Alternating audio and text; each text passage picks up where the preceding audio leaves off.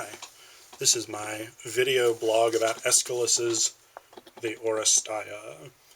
So the Oresteia is a trilogy of plays: Agamemnon, the Libation Bearers, and the Eumenides. It's the only surviving trilogy that we have from Greek drama. We've got other sort of three-part plays like the Theban cycle of Sophocles, but those plays were written over a series of decades. The Oresteia is the only surviving trilogy that was meant to be played one right after the other, and that was actually written at roughly the same time, and probably performed in sequence at the city Dionysia. So what this means is that the Oresteia is an incredibly important series because of what it tells us about how Greek cycle plays functioned. So the way that these three plays work is that the first play sets up, they work sort of dialectically. So the first play sets up a sort of thesis approach. Agamemnon, the play presents sort of traditional laws of the blood feud and of retribution, blood debts and violence and all this sort of thing from the bad old days. The Libation Bearers, the second play, gives us an antithesis.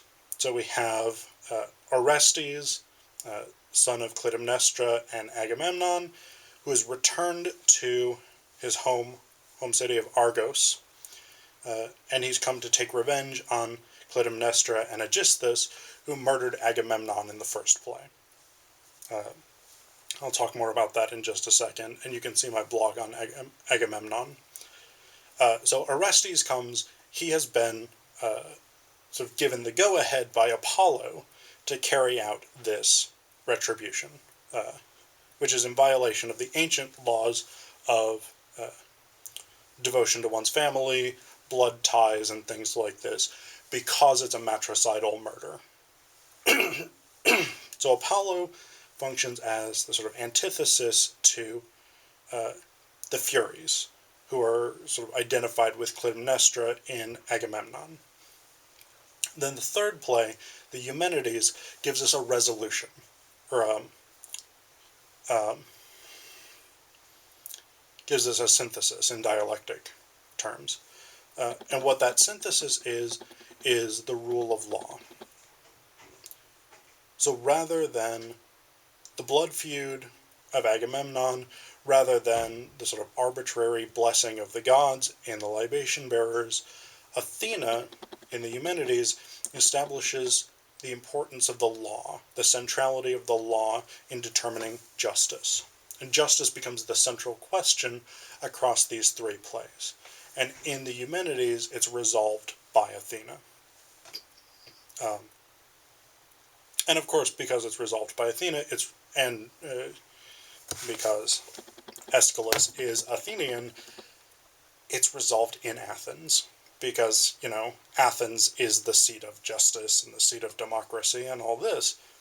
And so when Aeschylus gets to this third play, he says, all right, I know my audience is going to be patriotic Athenians. I'm going to make this as pro-Athenian as possible. So, one thing that we have here, in terms of the way that this cycle works, the way that this trilogy works, is we have a movement through a specific idea. We have the introduction of that idea, contrary to that idea, and then the development of the idea into a final resolution.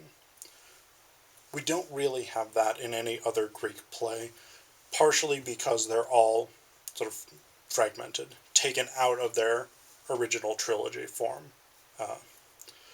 Although the sort of caveat to that is that probably most of the plays that were performed at the city Dionysia weren't directly trilogies, the way that the Oresteia is. So they didn't necessarily follow one set of characters or one house through the course of the three plays. But they probably tended to follow one idea, or to focus on one idea, whatever concept or idea that playwright was interested in that particular year. So, The other thing that makes these plays so particularly important is that they give us a lot of information about uh, Hellenistic life and about Athenian life in particular.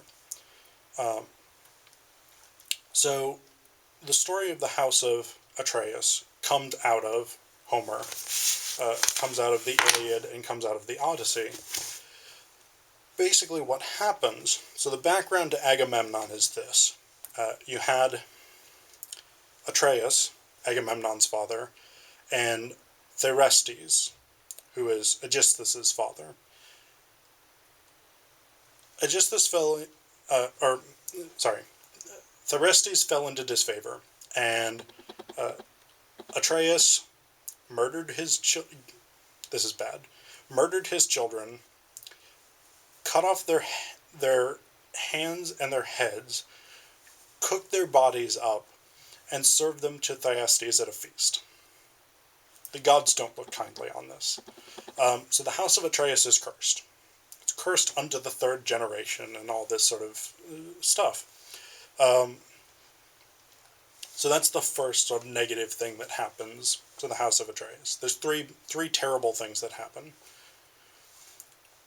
His son, Atreus' son, Agamemnon, becomes king of Argos. He slaughters his daughter, Iphasia. Basically what happens is, at the beginning of the Trojan War, Agamemnon is like, why are there no winds to take us to Troy so that we can fight these Trojans? And the gods are like, Artemis specifically is like, you made a boast that you were a better archer than me.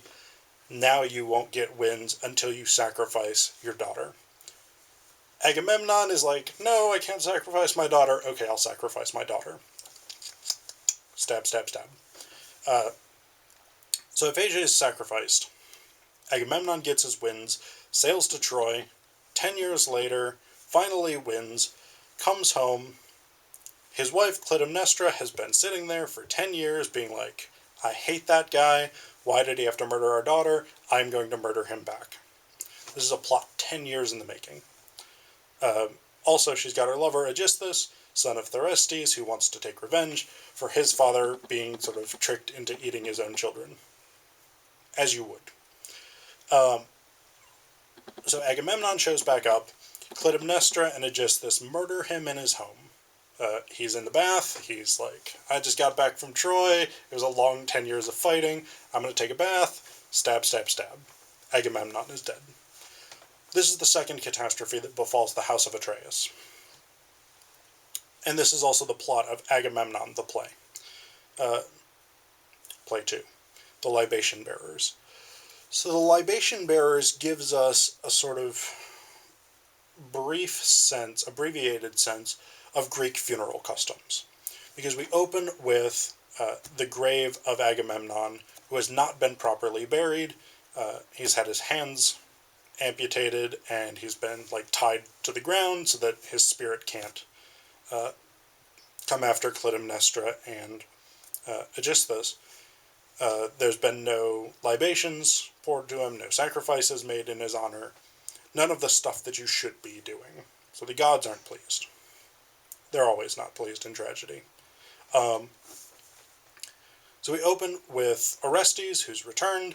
He's just been at the Oracle at Delphi, which is the Oracle of Apollo. And Apollo has said, yes, you should take revenge for your father. If you don't, you'll be cursed forever. So he goes back to Argos. He meets his sister Electra, who's also like, we should kill them.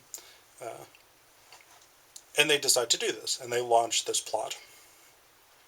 And it's a fairly simple plot, and sort of involves Orestes walking up to the door in disguise as a traveler and saying, hey, let me in. I have news that Orestes is dead. Stab, stab, stab.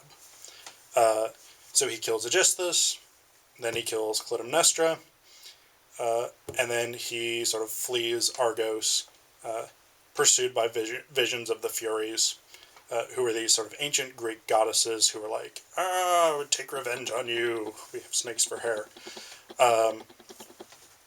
So he flees Argos and returns to Delphi to the shrine of Apollo, seeking Apollo's blessing. So that's essentially the second play, the Libation Bearers. And so we get here the conflict between the Furies and Apollo. The stage is set. This stage, this conflict comes out and gets resolved in the Eumenides, the final play of the trilogy. So in this play, we open with Orestes at the shrine of Apollo, and he's like, "Apollo, protect me from the Furies. They're all around me," and they are. They're sort of surrounding him at this shrine. And Apollo comes out and says, "I will protect you. You need to go to the shrine of Athena in Athens, and she will help take care of you." So Orestes leaves. The ghost of Clytemnestra shows up and is like, "Hey, Furies, stop sleeping. Go pursue him." They say, "Fine, we've woken up." They were under a sleeping spell from Apollo because he didn't want them in his temple. So they wake up. They say, "All right, we're going to go get him." Apollo shows back up. He says, "I have an arrow. I will poke you with it. Get out of my temple." So they go. They pursue Orestes to Athens, and they find him at the shrine of Athena. Orestes is begging Athena to come and plead the justice of his cause. The Furies show up, and they're like, "We will never let you go," because that's what the Furies do. That's kind of their sort of ancient job, or their ancient power. But then Athena shows up, and she says, "All right, I will listen to both sides of this argument, and I will decide between you who has justice on their side. Whether Orestes should be punished for matricide, or whether Apollo was right that Orestes should have taken revenge for his father." She hears both sides. She hears their arguments, and then she says, "You know what? I cannot decide this. This needs to be decided according to the rule of law." So she assembles a trial of Athenian citizens. This is where we get a really good sort of insight into how the Greek legal system worked, or how the Athenian legal system worked at any rate.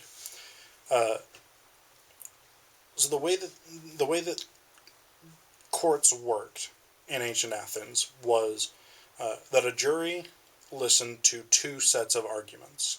So one argument would be for the prosecution, one argument saying the person in question is guilty. The other argument would be for the defense, saying the person involved is innocent or was justified in doing whatever it was that they did.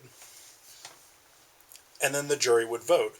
And what they would do would be, there was two ways of doing it. One would be you had one pot, and you could put in either a white pebble for innocence or a black pebble for guilt. The other way of doing it was you would have two pots. And this is what they do in the Eumenides, is this second version. So you'd have two pots, one representing innocence, one representing guilt, and you put your hands over both of the pots. And you would open them, and whichever hand you would put your pebble in, it would fall into that jar. So if say this was the guilty jar and you had your pebble in this hand, you let it go, that was a vote for guilty. So this is what they do in the Eumenides. And Athena praises, like, there's a specific speech where Athena praises this legal system both for being just, because it allows both sides to present their arguments and to be weighted by a jury of more or less their peers. And she supports this because it's a democratic approach. It's a democratic method of finding justice because it involves common people voting about the issue. So anyway, the vote is tied, and Athena casts the deciding vote, and she votes for Orestes. And so Orestes is acquitted. He's free to go. His matricide is declared just. The Furies officially can't touch him. They're not pleased, as you might expect. And so what the Furies threaten to do is to lay waste to Athens, to say, everything is destroyed. The Athenians voted against us, and so they all have to suffer. What Athena does is very clever here, because what she does is say, rather than doing that, what you should do is to become the protectors of Athens. And in exchange, the Athenians will give you sacrifices, will give you tribute, will honor you, and this, that, and the other thing. You'll get more stuff from the Athenians by protecting them than you will if you keep going about the way that you're doing things, which involves sort of destroying people and pursuing blood feuds and matricides and things like this. So finally the Furies are convinced, and they become the Eumenides, the kindly ones, and they become the protectors of Athens. So what we see in this trilogy is a sort of movement through the concept of justice, or toward the concept of justice. So we move from the ancient laws of blood feuds, the bad old days of like Homeric heroes, where you could, I don't know, stab out a Cyclops' eye and things like that, and people would be like, yeah, go you, Odysseus. Or where you could show up at Troy and say, well, we're going to take over this town, because whatevs, you seduced one of our women. So we move from that. We move from this culture of violence, this culture of sort of might makes right, through to this culture of the rule of law, through to this culture of democracy, of justice, trial by jury, and all of these sort of good things that become the foundations of Western civilization.